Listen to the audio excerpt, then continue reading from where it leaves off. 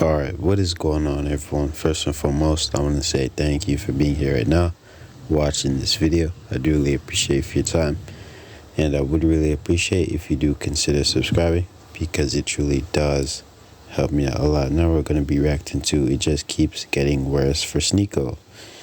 We all know Sneako has been, in a lot of trouble lately. And he's been getting, embarrassed and things like that. And he's been trying to be the top G, but it just doesn't seem to be working out so well for him. But yeah, man, my advice for him is just to be himself. I think he's just too caught up in trying to be like Andrew Tate and trying to be the top G's and things like that. And it just doesn't seem to be going well for him. But enough with the app, and without further ado, let's just play the video and see what it's talking about.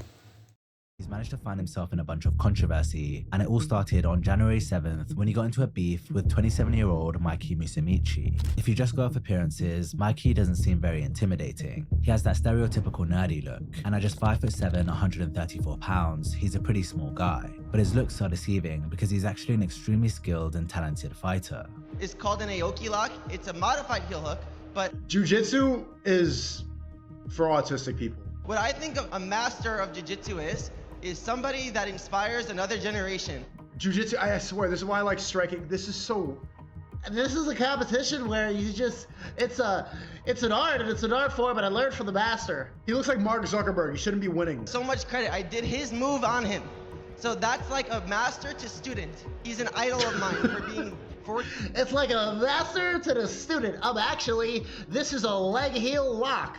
Who knows why Sneako went after him, but he does this sort of thing all the time. He probably didn't expect Mikey to respond, or he just didn't care if he did. But what he said really pissed Mikey off, and he posted a video response on Instagram. So today I'm going to talk about bullies.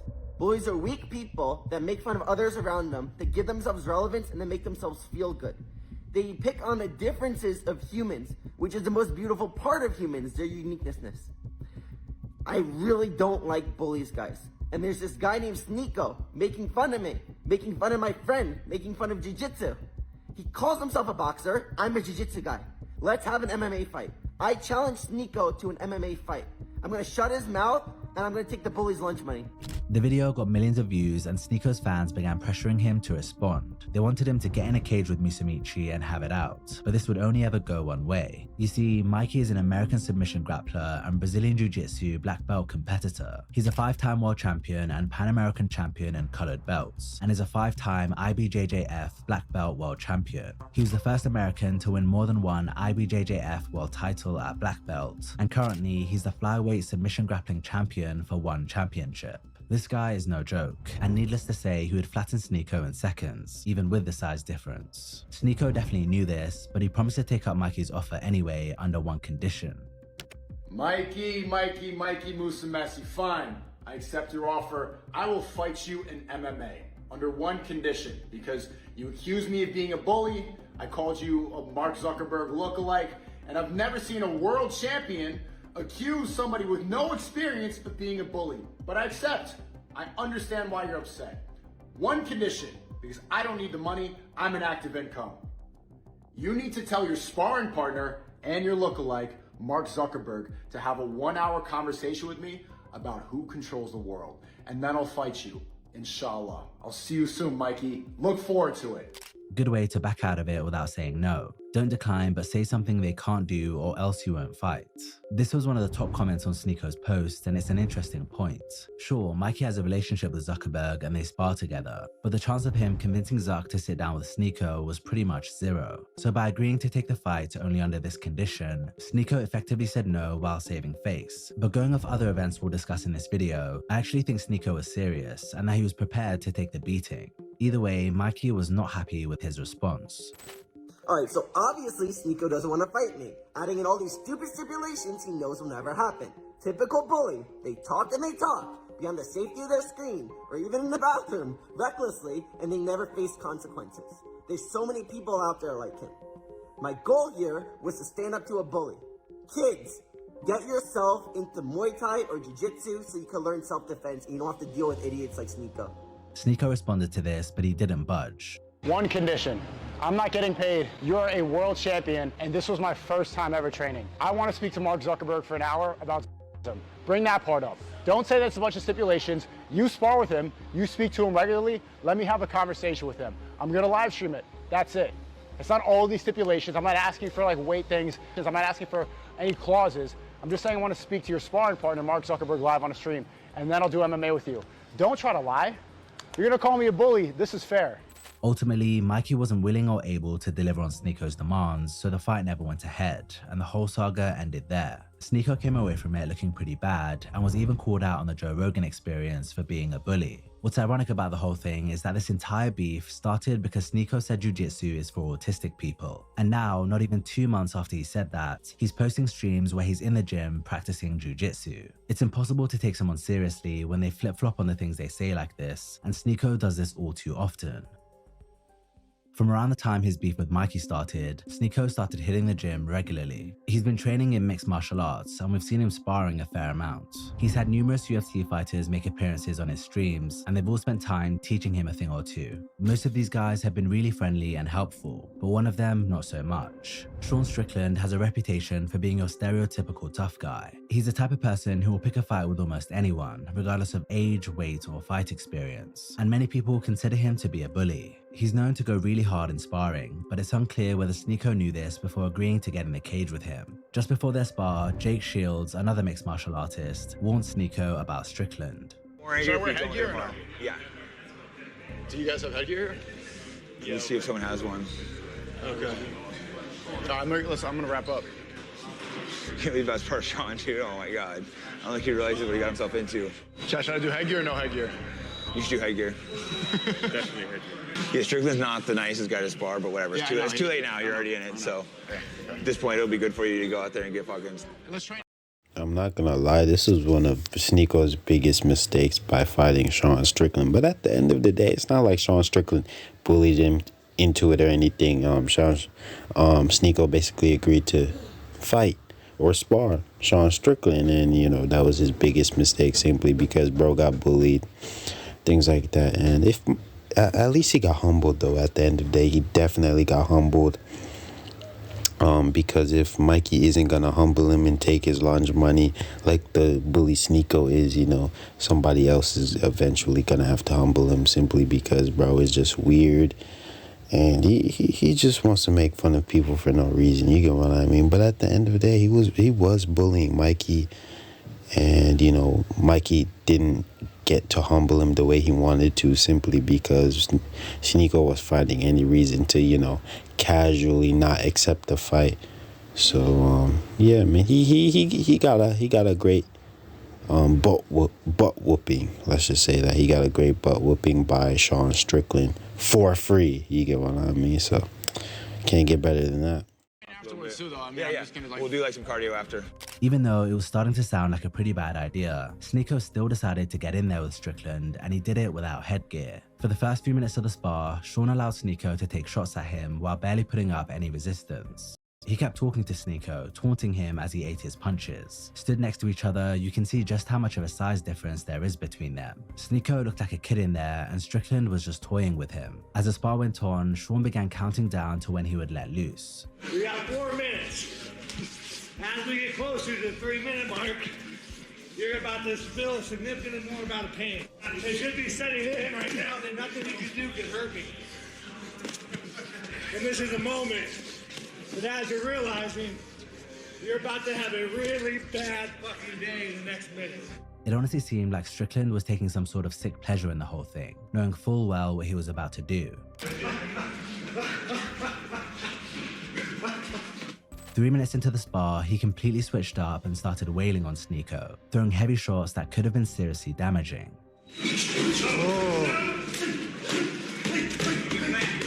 There was literally nothing Sneako could do besides try to protect himself. People kept throwing in towels, but Strickland completely ignored them, and the fight. And the crazy thing is about that too, I think Sneako also came out like a few weeks after or something, claiming he still has CTE from this sparring session. You get what I mean? Bro developed some sort of or some kind of brain damage. You get what I mean? Like, Sean Strickland basically put the beats on this guy, bro, and didn't hold back whatsoever. I only stopped when someone jumped in to break it up. It was really surprising that Sneako didn't go down during that, because Strickland wasn't holding back. He came away with a bloody nose and some bruises, but it could have been worse. I mean, just look at this punch that landed flush on Sneako's face. Even though he took a beating, this is one of the only dramas Sneako's been involved in that he came away from looking good. People respected the fact that he stood his ground and didn't go down, even though he couldn't fight back. Strickland, on the other hand, got a lot of criticism, but unsurprisingly, he didn't care at all. You know, the thing about like sparring, I am not a good man. I tell you guys all the time, I make mistakes. I do things I shouldn't do. I'm not a good man. I like to hurt people. We all know this. Like, I've never hid this fact. And when you spar like these guys that want to spar, there is no respect. You haven't earned it. You haven't proved yourself. You don't deserve not to get hurt. Yeah, no, if Forrest didn't jump in, I would have took your life if I could have. It's thought that Strickland is like this because of his upbringing. He was brought up in an abusive household with an alcoholic dad who terrorized his mother, and the trauma he suffered in those early years is what made him turn to fighting. I went through like pretty severe trauma as a kid, like pretty fucked up trauma. Where like I could sit there and joke about it, but I would always miss school because my dad would get home drunk, start drinking at like 6. He would get home at like 7 and like just be up at like 3 a.m, just like tell my mom, tell my mom she's a whore, he's gonna kill her. Like, and I'll never forget, like he would talk about like burning her face with acid. And mind you, I'm in elementary school. I'm in elementary school, right? So like, so that's a lot of responsibility then you feel probably just to like take care of your mom. Oh yeah. No, he'd always tell her that like, if you cheat on me, and she probably was cheating on him, if you cheat on me, I'm gonna like cut you up and put you in a bottle of acid and bury you. I remember like laying in bed, like I remember I stopped believing in God, man. Like fucking, like I had fucking, yeah, it's crazy shit, dude. Crazy shit, man. At this point in the conversation, it all got too overwhelming for Strickland, and he sat quietly, sobbing for a while. He then went on to share how he used to be so anxious because of everything going on that he would obsessively scratch his gums to the point that they would gush blood, and he still has a hole in them to this day. He wanted out of the life he was living so bad that he considered the unthinkable. I mean, I remember like, you know, like you don't even know what it is when you're a kid. When you're really talking about suicide, like being a little kid, like laying in bed, like just, like, man, I'm done with this shit. Like, there can't be a God. When I talk about like, oh, I'd kill a man, it's like you don't understand. You're like, when you go through that level of trauma, like you just view the world differently. If it wasn't fighting, bro, I'd be in jail. Like it's not like to have like, you don't understand. Like I truly have a deep down urge to kill somebody. Like I can't, it doesn't go away. With this context, it's a lot easier to understand why Strickland is the way he is, and why he beat up Sneako like that. Still, it doesn't excuse what he did, but Sneako seems to have taken it on the chin. I kind of feel bad for him, like, because I could tell that very few fighters are fighting because they enjoy hurting people. But there's a phrase like hurt people. The guy clearly has a troubled past, and he's doing it because he genuinely, like, he wants to draw blood on people. Like, he wants to get revenge for stuff that's happened. And I kind of feel bad for that, because I know most fighters, they do it for the respect. Like guys like Khabib, for example, or Islam, the Muslim fighters, they do it for like the honor, for the respect, and like to fulfill their father's prophecies in order to show how great Dagestani and Islamic culture is. They do it for the honor of it. This dude is just like, comes from a troubled past and just wants to hurt people. And so there's like different justifications for why. Even though the spar between Sneako and Strickland got a lot more coverage, he actually came away worse off when he had a spar with Bradley Martin a few months earlier. Unlike Strickland, Bradley has little to no fight experience, but he is 260 pounds, which makes him a giant compared to Sneako. One day, while they were training in Bradley's gym, they decided to have a spar. Sneako didn't protect himself with headgear during this fight either, but he also didn't wear a mouthguard, which he did when sparring Strickland. As you can expect, he didn't put up much of a fight, and Bradley landed a lot of punches straight to his face.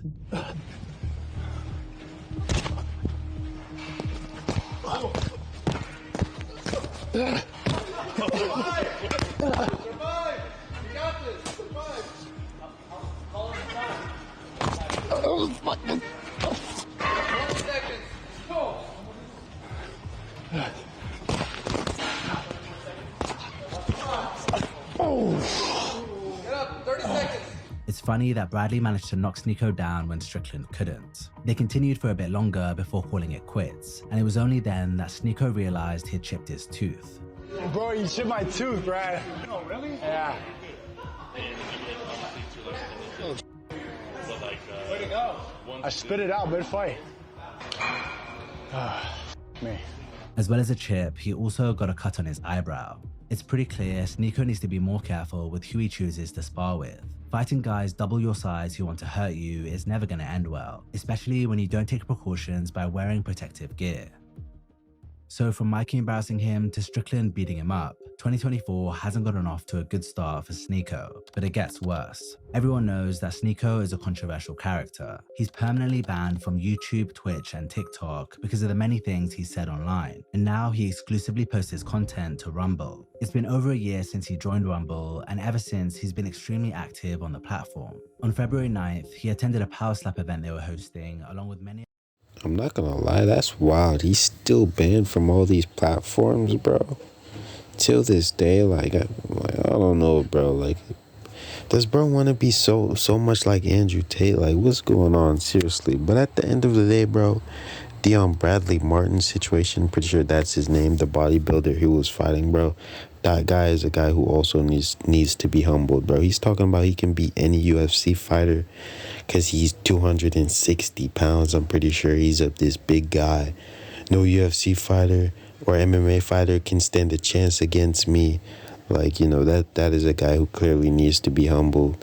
And, you know, getting beat up by a guy like that is just like, you know, you're only boosting his ego a lot more. You get what I mean? So, I don't know, man. But overall, bro, crazy.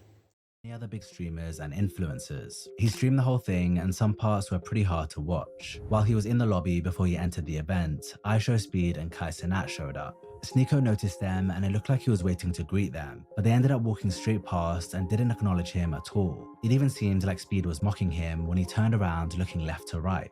From the look on his face, you could tell this got to Sneako, but he didn't mention it and just went into the event. He was in the VIP section, and there were many other big names around, so after spending a bit of time watching the contest, he began networking. At one point, he stopped to watch a guy perform a magic trick, and it was then, less than 40 minutes after he got in there, that security asked him to leave. He was escorted out of the VIP section, while all the other influencers, most of which don't even stream on Rumble, were allowed to stay. It's unclear why he got the boot, but throughout the rest of the stream, he was either complaining about that or asking people why Kai, Speed, and others were ignoring him. Can I ask you a question, Mike? Yes, sir. Why do you think there's this overall vibe and a lot of like industry people, they don't f with me? What is that? And you must know. I mean, I don't know. I'm not really sure, bro. I think everybody probably has a different reason for it. I'm not quite sure. You know. I'm not gonna lie, bro. If you're in an environment where you feel like people, like most of the people there don't really mess with you, or you know you have this vibe and energy that's affecting your whole mood, bro, you might as well just leave, bro. Like you're spending the whole entire stream asking questions. Why don't they like me? Trying to cope and ask other people questions, bro. And it's just like, bro, just leave. Like, what are you staying for? If they don't mess with you, they clearly don't want you there. You got kicked out the VIP section. Like, what is there? Like, what are you doing, man? You're just like, I don't know what Sneako is doing, but bro, they clearly don't want you there. Like, something is going on. So you might as well just leave the area, bro. Leave the place, like, you know.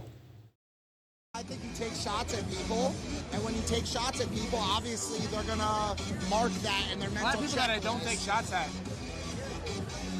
I don't know. But also, yeah, I'm sure there's a lot of people too that just don't want to be with somebody who's having conversations about the shit you're having conversations about. It's true Sneako doesn't do himself any favors by always criticizing people and getting into beef. And the fact he's always bringing up hot button topics like the ongoing wars really puts people off. Most influencers don't want to be questioned about things like that or have debates on it. And who can blame them? At the end of the day, they're entertainers, not political commentators. But Sneako can't seem to decide which he is.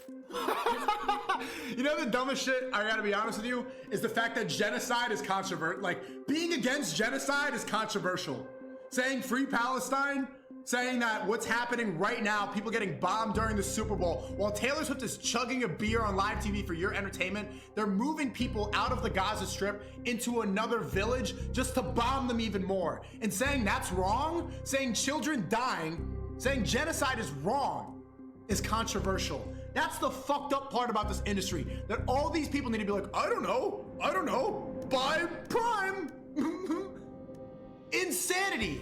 These are important things to bring attention to, but if people choose not to talk about it, you can't crucify them for it. Sneako comes across like he thinks he's better than guys like Kai and Speed because he talks about this stuff.